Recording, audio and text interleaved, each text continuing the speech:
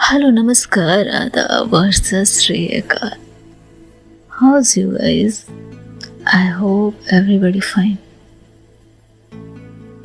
अगर अच्छे नहीं भी हो तो अच्छे हो जाओ। खुश रहने से खुशियाँ आपके पास आती ही आती हैं। और हाँ, फ्लर्ट ज़रूर करते रहना, लेकिन हेल्दी फ्लर्ट, ऐसे फ्लर्ट नहीं जैसे कोई अनकंफर्टेबल हो। ओके, तो चलिए स्टोरी पर आते हैं। पिछले एपिसोड में हमने देखा कि संगीता और कियारा अब करीब आ चुके थे। अब आगे रात की बारिश सब थम चुकी थी। खिड़की के बाहर बादल हटने लगे और उस जगह नीली धूप ने ले ली थी। कमरे में धूप के साथ एक अजीब सी शांति थी, वैसी जैसे किसी युद्ध के बाद की सुबह होती है। सब कुछ थोड़ा टूटा हुआ लेकिन थोड़ा ज्यादा सच्चा था। कियारा रसोई में थी और कुछ बना रही थी। इधर संगीता बाल खुले, आंख में नींद की ठिठुरन बाकी थी और होठों पर एक ऐसी मुस्कान जो किसी प्याले से ज्यादा गर्म थी। ड्राइंग रूम में बैठी वो कुछ अखबारों को यूं ही पलट रही थी, मानो वक्त का थोड़ा पीछे खींच लेना उसे बेहतर लग रहा था। तभी दरवाजे की घंटी बजती है और कियारा ने कहा, तुम बैठो, मैं देखती हूँ। कियारा ने दरवाजा खोला। सामने रोहन खड़ा था, हमेशा की तरह आधी लेकिन शरारती मुस्कान चेहरे पर लिए, पर उसके साथ कोई और भी था और उसे देखकर 2 सेकंड के लिए कियारा के चेहरे पर कंफ्यूजन थे। अमित, वो क्या कर रहे हैं यहाँ? एक पल को कमरे में शांति छा गई थी। तभी रोहन चहकते हुए कहते, गुड मॉर्निंग लेडीज, जैसे रात की कोई बात उसे छू कर ही नहीं गुजरी हो। कियारा ने दोनों को अंदर आने का इशारा किया, लेकिन उसकी नजरें अमित पर ही थी। अमित उसे देखकर मुस्कुराता है और संगीता को देखते हुए स्माइल देता है। संगीता की आंखें तुरंत अमित पर टिकी। एक पल के लिए जैसे वो अनकंफर्टेबल हुई, पर खुद को संभाल लिया। अमित की चाल में अजीब सा ठहराव था, न गुस्सा न शिकायत, बस एक अपनापन। रोहन रसोई की ओर झांकते हुए कहता है, ओहो क्या बात है, इतनी खूबसूरत रात के बाद इतनी सुबह की सुगंध वाली कॉफी तो किसी कैफे में भी नहीं मिलती। कियारा मुस्कुराते हुए कहती है, बना रही हूँ, जाओ बैठो वहाँ पर। और कॉफ़ी के लिए कप निकालती है। कुछ ही देर में सभी ड्राइंग रूम में बैठे थे। कपों में बहुत गर्म भरी भाप निकल रही थी और हवा में थोड़ी अजीब सी फुर्सत, थोड़ा संकोच। अमित कॉफ़ी की चुस्की लेते हुए संगीता और कियारा को देखता है और फिर मुस्कुरा कर बोलता है, वेल कियारा, मुझे नहीं पता कि क्या है, तुमने इसे अपना तो बना लिया, पर एक बात जो मैं इसके बारे में जानता हूँ वो तुम नहीं जानती। कमरा एकदम शांत हो गया था। रोहन अमित की ओर देखता है और कियारा संगीता की तरफ। संगीता कप नीचे रखती है और अमित को घूरने लगती है। अमित, खबरदार अगर कुछ बेहुदा बोला तो। अमित हल्की लेकिन शरारती मुस्कान देता है और इसके साथ ही कहता है, वेल, उसे सतर्क करना मेरा काम है। मैंने तुम्हारे साथ 3 साल गुजारे, तो एज अ कंपेनियन मुझे तो उसे बताना होगा ना कि उसे तुम्हारी किस चीज़ से सावधान रहना चाहिए। कियारा के होठों से हंसी निकल गई थी और संगीता उसे घूर रही थी। देखो, मैं तुम्हारे भले के लिए बता रहा हूँ। वो क्या है ना, गुस्साने पर इसका दिमाग थोड़ा चटकता है, तो ध्यान से, वरना कोई ठिकाना नहीं कि कल को ये बर्तन चलाकर तुम्हारे सिर का तार बना दे। अमित ने अपनी बात पूरी की और शरारती हंसी हंसने लगता है। संगीता के स्वर तीखे हो गए थे। अमित, रोहन हंस पड़ा। हंसी पूरे कमरे में गूंज गई थी। अरे यार, तू भी ना। अमित फिर से कॉफी की आखिरी घूंट लेता है और रोहन की ओर मुड़ते हुए कहता है, चल भाई, हम तो कॉफ़ी पीने आए थे, हमारा काम हो गया। बाकी अब ये दोनों, हमारा यहाँ क्या काम, हम तो वैसे भी अकेले हैं। इनका समय है, इन्हें मौज उड़ाने देते हैं।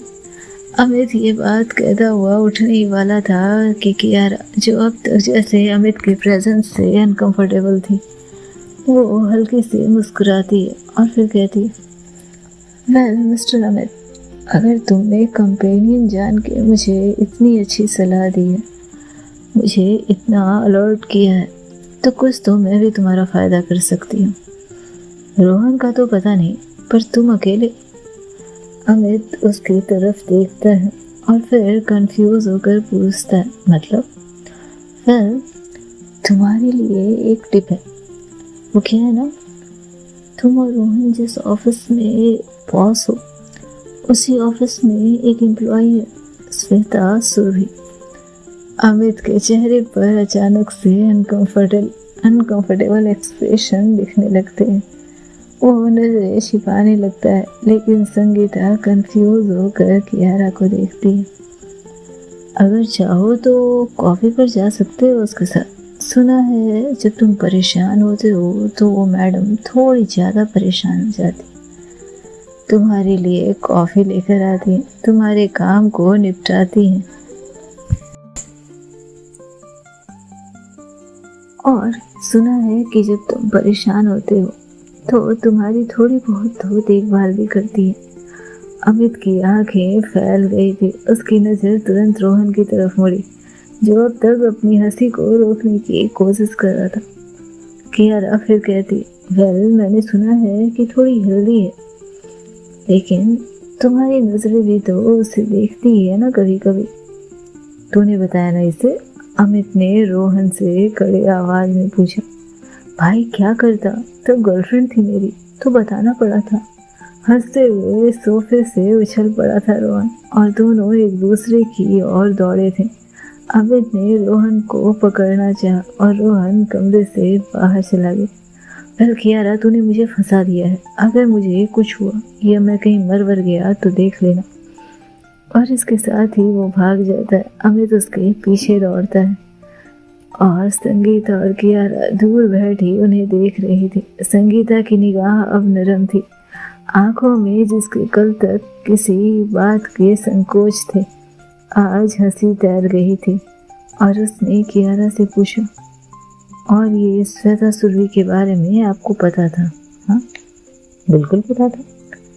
और मेरे पति का कहीं चक्कर चल रहा है, ये बात आप मुझे बता नहीं सकती थी? वेल, मैंने सोचा उस बेचारे का तो चक्कर नहीं चल, लेकिन आपका चल रहा था। और अगर मैं बताती तो आपके चक्कर की बात भी बता दी। कियारा की उंगलियां धीरे से संगीता की उंगलियों को छू रही थी, जैसे कह रही हो, देखो जिंदगी चल रही है और इस बार हम पीछे नहीं हैं, हम जिंदगी का हाथ थामे खड़े हैं। रोहन और अमित की हंसी कमरे से बाहर खिसक गई थी। दरवाजा बंद हो चुका था और उस चंचल एनर्जी के बाद एक गहराई से भरी खामोशी कमरे में उतर आई थी। संगीता अब धीरे धीरे सोफे पर आकर बैठ गई। उसके होठों पर कुछ ठहरा हुआ था, जैसे कोई बहुत बहुत देर से उसके अंदर चल रही थी, अब बाहर आना चाहती थी। कियारा उसकी तरफ देखती हुई पूछती है, अमित का डिसीजन कैसे बदल गया संगीता? उसने तो मना किया था, फिर अचानक डिवोर्स। संगीता ने उसकी ओर देखा। आंखों में कोई पछतावा तो नहीं था आज उसके, बस शांति थी, एक ऐसी शांति जो तूफान के बाद आती है। वो धीरे से मुस्कुराई और फिर अपने आप को खींचकर कियारा की गोद में अपना सर रख देती। वेल, जिस मोमेंट वो बोल रहा था उस वक्त उसके जज्बात सबसे सच्चे थे, पर तुम जानती हो उसने डिवोर्स पहले ही साइन कर दिए थे। कियारा फिर से रुक गई थी, उसके चेहरे पर कंफ्यूजन फिर से उभर आए थे। मतलब उसने जो एनवलप निकाला था वो डिवोर्स पेपर ही थी। कियारा की उंगलियां अचानक ही संगीता के बालों पर चलने लगी थी। एनवेलप में डिवोर्स पेपर थे। संगीता की आवाज में एक हल्की सी थरथराहट थी, गवाही की। जब तुम चली आई उसी रात वो मेरे पास आया और मुझे चुपचाप बैठा देख उसने मुझसे कहा, तुम्हें कभी कोई गिफ्ट नहीं दिया मैंने, पसंद पता नहीं थी तुम्हारी, आज पता है, इसलिए ये तुम्हारे लिए संगीता। और मुझे यकीन है कि तुम्हें ये तोहफा बहुत पसंद आएगा। संगीता की आंखें कहीं टूट टिक गई थी, जैसे किसी फ्लैशबैक को याद कर रही हूँ। और जब उसने वो मुझे दिया तो मैंने लिफाफा खोला तो वो डिवोर्स पेपर थे। मैंने उसे देखा और कहा, कुछ कहने वाली थी मैं कि वो कहता है, तुम पागल हो संगीता। अगर तुम्हें लगता है कि मैं तुम्हारी खुशी को रोक कर तुम्हें खुद के पास रोकूंगा तो तुम पागल हो। मैं जानता हूँ मैं एक अच्छा पति नहीं हूँ, लेकिन इतना बुरा इंसान भी नहीं हूँ। कियारा पूरी तरह चुप थी, उसके हाथों की हरकत रुक गई थी। संगीता उसकी तरफ देखती है और फिर कहती है, अमित ने कहा कि हाँ, मैं तुम्हारे मन के हालात नहीं समझ सका, क्या करूं? बचपन में मम्मी पापा ने सिखाया नहीं और जवानी में कोशिश नहीं की, पर वो बहुत चाहती है तुम्हें संगीता, और तुम इस घर को छोड़कर उसे ढूंढने निकल गई। इससे ज़्यादा क्या समझो कि वो तुम्हारे अंदर किस तरह बसी है। तुम्हें पता है कियारा, अमित ने मेरा हाथ थामते हुए मुझे कहा, वो अच्छी है, बस थोड़ी ज़्यादा ओपन है अपनी फीलिंग को लेकर। जाओ, तुम्हें अपने सारे बंधन से आज़ाद करता हूँ। तुम जिसकी अमानत हो उसके साथ ही तुम्हें होना चाहिए। मेरे साथ रहकर तुम सांस तो लोगे पर जी नहीं पाओगे, और मैं तुम्हारे घुटन का कारण नहीं बनना चाहता। और मेरी फिक्र मत करना, उसने मुझसे हंसते हुए कहा था और साथ ही कूल बनने की कोशिश कर रहा था। मेरी माँ कहती है मैं बहुत स्मार्ट हूँ, मुझे तो कोई भी मिल जाएगी। संगीता की पलकें इस वारदात को याद कर हल्की नम हो गई थी, लेकिन चेहरे पर सुकून की मुस्कान थी, सच्ची सधी हुई। उसके बाद उसने मुझे गले लगाया जैसे कोई पुराना दोस्त विदा लेता हो। और फिर तुम्हें पता है सिड, वो जैसे सब कुछ सुन रहा था, चुपचाप दौड़ कर मेरे पास आता और कहता है, भाभी आप खुश हैं, हम सब आपके साथ हैं, और अच्छा हुआ कि भैया ने ये डिसीजन लिया। मेरे भाई पे तो मुझे प्राउड है। कियारा जो अब तक इन बातों को सुन रही थी वो कहती है, मैं समझ नहीं पा रही हूँ संगीता कि उस दिल पर कभी फ्री हो पाऊंगी कि नहीं, लेकिन इतना बड़ा दिल रखना वाकई बहुत बड़ी बात है। इज्जत बढ़ गई है उसकी मेरी नज़रों में। कुछ सेकंड तक दोनों चुप रही, वक्त जैसे ठहर गया, सिर्फ सांसों की आवाज़ थी और एक नई सुबह की आहट। तभी कियारा ने उसका चेहरा ऊपर उठाया, उसकी आंखों में देखा, धीरे से संगीता की है अपनी हथेली से उसके चेहरे को पकड़ा और अपने होठों से उसके होठों को चूमती है। तुम्हें तो पता है ना, मैं बहुत ओपन हूँ अपनी फीलिंग को लेकर, पर एक चीज़ है जो आज भी कहने से डर लगता है। संगीता ने उसकी ओर देखा, उसकी आंखें अब पूरी तरह से शांत थी। कियारा ने अपनी हथेली से उसके गालों को सहलाते हुए अपने अंगूठे को उसके होठों पर सहलाया। मुझे तुमसे मोहब्बत है, बहुत, जाने कब से है, मुझे एहसास भी नहीं, लेकिन है। और जब जब मैं तुम्हारे करीब होती हूँ, मैं यकीन करती हूँ कि ये मोहब्बत मेरी ज़िंदगी की सबसे खूबसूरत जर्नी है, और इसके साथ ही सिर्फ तुम, बस तुम, जो मुझे थाम सकती हो, जो मुझे आबाद कर सकती हो या फिर मुझे बर्बाद कर सकती हो। फिर हल्की सी हंसी में अपना सिर उसके कंधों पर रख देती। तोहफा तुम्हें मिला, लेकिन अमित को नहीं पता, उसने सबसे बड़ा तोहफा मुझे दिया है, तो पूरी की पूरी सिर्फ मेरी। और संगीता उसे देख रही थी, उसे निहार रही थी। जैसे जैसे वो बातें करते गए, उन्होंने पाया कि वो एक दूसरे के करीब आ रहे हैं। उनके शरीर सोफे पर एक दूसरे के करीब हो चुके थे और एक दूसरे में उनके पैर उलझते जा रहे थे। संगीता के अंदर अचानक से जैसे कोई तपिश दौड़ गई हो।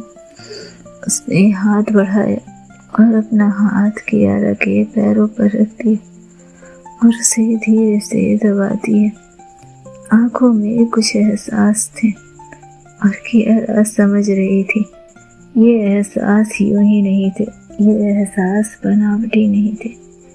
कियारा ने उसे देखा आश्चर्य से, लेकिन संगीता मुस्कुराती और तभी कियारा उठती है, कॉफ़ी टेबल से कॉफ़ी के कप उठाकर किचन में जाती है, कॉफ़ी कप साफ करती है और आकर दरवाज़ा लॉक करती है। उसने संगीता से पूछा, तो क्या खाना है तुम्हें? संगीता कुछ नहीं कहती, बस वो कियारा को देखे जा रही थी। अब अगर ऐसे आप हमें देखेंगी तो हमें यकीन हो जाएगा कि आप शायद हमें खाना चाहती। तो बताइए मैडम, क्या खाना है आपको? अचानक से कियारा के होठों से ये बात संगीता का चेहरा लाल हो गया था। उसने नजरें झुका ली थी और जाने कि उस संगीता को ये काफ़ी पसंद आया।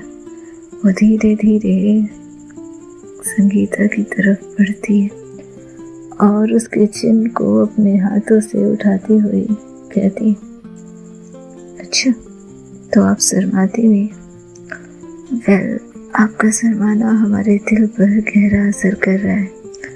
तो अगर आपने नहीं बताया कि मैं क्या खाना बनाऊं तो ट्रस्ट मी, मुझे तो भूख लगी है और मुझे कुछ तो खाना है। तो फिर आप? संगीता ने नजरें इधर उधर घुमाई और वो बोलती है, मैं खाना बनाती। और इसके साथ ही वो किचन में जाने वाली थी कि कियारा उसका हाथ पकड़कर उसे अपने सीने से लगा लेती। कहाँ भाग गई है मैडम? कियारा, खाना बनाने दो, देर हो जाएगी। तुम्हें भूख लगी है ना? भूख तो लगी है, पर किसने कहा कि मुझे खाने की भूख है? और किसने कहा कि मुझे अनाज खाना है? संगीता उसकी आंखों में भी देखने से हिचक रही थी। उसकी धड़कनें भारी हो रही थी। वो फिर से छूटने की कोशिश करती है, लेकिन कियारा की पकड़ उस पर मजबूत थी। कियारा, छोड़ो मुझे, काम बहुत है, बदमाशी नहीं। अच्छा, तो बदमाशी मैं कर रही हूँ। फिर मैंने तो मन बना लिया, और अगर मैं मन बना लूँ तो फिर इतनी आसानी से मेरा मन नहीं हटता, तो मुझे तो खाना पड़ेगा। और इतना कहकर वो संगीता के होठों के करीब आने लगती है और संगीता जब उसे के बेहद करीब हो रही थी, उसे तेजी से धक्का देती हुई फिर से सोफे पर गिरा देती और वापस से किचन में चली जाती है। कियारा वहाँ बैठे उसे देख रही थी, मुस्कुरा रही थी। संगीता किचन से पूछती है, बताओ क्या खाना है? कुछ भी बनाओ, पर जल्दी बनाना, क्योंकि उसके बाद कुछ चीज़ें जो मुझे पूरी करनी है और उसमें मुझे तुम्हारी ज़रूरत तो लगेगी। संगीता बखूबी कियारा की बातों को समझ रही थी और तभी कियारा कहती, मैं आती हूँ, मुझे पापा से बात करनी है। और इसके साथ ही वो बालकनी में चली गई थी। इधर संगीता किचन में बहुत प्यार से खाना बना रही थी और खाना बनाते बनाते उसे एहसास होता है कि किसी ने उसे पीछे से पकड़ा। संगीता पीछे मुड़ी तो देखी कियारा उसके कमर थामे खड़ी थी। उसके परफ्यूम की स्मेल संगीता के लिए नई नहीं थी।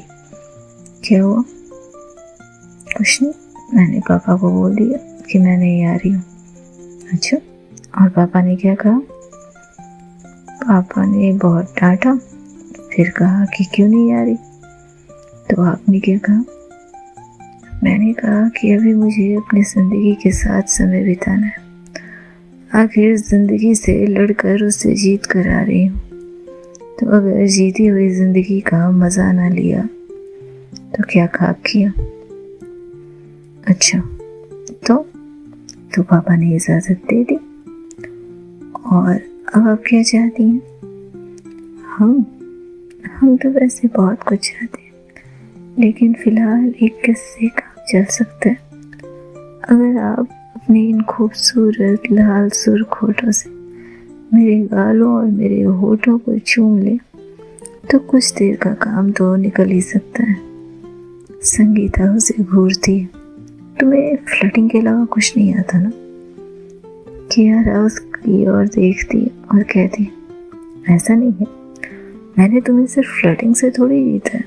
तुम बताओ, क्या तुम सिर्फ मेरी फ्लर्टिंग से इम्प्रेस हुई थी? संगीता सोचने की कोशिश करती और फिर कहती, बिल्कुल नहीं। तुम जब पहली बार मेरी लाइफ में आई थी तो भूचाल बनकर आई थी, और तुम्हारा वो ऐसे गुरूर की आंखें लेते हुए देखना इतना अनकंफर्टेबल करता था, मुझे पता है। अच्छा, और तुम्हें अनकंफर्टेबल क्यों करता था? क्योंकि तुम एकटक देखती थी? नहीं संगीता, क्योंकि मैं तुम्हारी आत्मा में देखती थी। मैं वो देखती थी जो कोई और नहीं देख पाता था। मैं तुम्हारी खालीपन को देखती थी, मैं तुम्हारी परेशानी को देखती थी, और जब तुम मुझे देख कर तेजी से नजरें झुकाती थी तो मैं तुम्हारे गालों पर उठे इस गुलाबी रंग को देखती थी। मुझे एहसास होता था कि ये जो मैं महसूस कर रही हूँ ये सिर्फ मेरी फीलिंग नहीं है, मेरे साथ साथ ये तुम्हारे भी एहसास है। लेकिन तुम तो सिद्धे थी, तुम तो रिश्तों में बंधी थी, और तुम इस कदर अपनी फीलिंग को नकार रही थी कि तुमने मुझे घर तोड़ने वाले तक करार दिया था। आखिर देखो, वो बात सच हुई, मैंने घर तो तोड़ा ना। संगीता जैसे उसकी आवाज में कोई बंदिश महसूस करती और उसका हाथ थाम कर उसकी तरफ होती हुई खड़ी होती। तुमने घर नहीं तोड़ा, तुमने बचाया दो लोगों को जो एक दूसरे के साथ रहकर घुटने वाले थे। तुमने उन्हें जिंदगी दी है और उन्हें सिखाया कि अगर रास्ते गलत चुन लिए जाए तो वापसी पर जाकर उसे सुधारा जा सकता है। वहाँ से अलग अलग होते हुए नए रास्ते तलाश किए जा सकते हैं। अच्छा, तो मैंने जब इतना बड़ा काम किया तो क्या मुझे किस्त मिलेगी? तुम नहीं सुधर सकते ना। क्योंकि अगर मैं सुधर गई तो तुम्हें पसंद नहीं आऊंगी। गलत किया रहा, तुम सुधरो बिगड़ो या कुछ भी हो, तुम मुझे पसंद आओगी, क्योंकि तुम मेरी पसंद नहीं हो, तुम मेरी मोहब्बत हो, और मोहब्बत एक ही बार होती है ना। हाँ, मुझे थोड़ी देर से हुई और तुम्हें भी शायद। नहीं, मुझे तुमसे पहले भी हुई 2-3 बार, भूल गई मैं रिलेशन में थी। संगीता को ये बात चुभ गई थी और वो फिर से खाना बनाने के लिए दूसरी तरफ मुड़ने लगी थी। तभी कियारा ने उसे फिर से अपनी तरफ घुमाया। वेल, जब जलन हो तो जलन दिखाना चाहिए, किसी महान इंसान ने कहा है। और हाँ, मुझे मोहब्बत बहुत बार हुई है, पर प्रेम मुझे सिर्फ तुमसे हुआ है, और ये प्रेम जीवन में सिर्फ एक ही बार होता है। यकीन मानो, मरते दम तक मेरे होठों पे सिर्फ तुम्हारा नाम होगा। और इसके साथ ही संगीता ने उसके होठों को चूम लिया था और उससे कहती है, मेरे साथ जिंदगी जी कर देखो, तबाह हो जाओगी, लेकिन मरने का नाम लिया ना तो जान ले लूंगी। अच्छा, तो मुझे मरने नहीं देना है, तबाह करना है। तुम्हें अभी तक समझ नहीं आया कियारा, तुम्हें तबाह करना ही तो मेरा मकसद था, लेकिन तुम्हें तबाह तुम्हारे साथ रह के करना है। और जब तुम मेरी तबाही से परेशान होगी तो तुम्हें सीने से लगाकर अपने दिल को भी ठंडक देनी है, तुम्हारे मन को भी आराम देना है। और इसके साथ ही संगीता फिर से उसके होठों को चूम लेती। क्या बात है, मैंने तो एक ही किस मांगी थी। वेल, बोनस मिले तो इंसान खुशी होता है। आप खाना बना लीजिए वरना आपका खाना जल जाएगा मैडम। और इसके साथ ही संगीता हब पीछे की तरफ घूमती है। तुम ना निकलो यहाँ से, मेरे सारा मेहनत बर्बाद करने तुम आई हो। और इसके साथ ही वो संगीता कियारा को धक्का देकर रसोई से बाहर कर देती है। क्या होना था आगे, क्या बदलना था, जानने के लिए सुनते रहें नेक्स्ट एपिसोड। तब तक खुश रहें, स्वस्थ रहें, मस्त रहें, बिंदास रहें।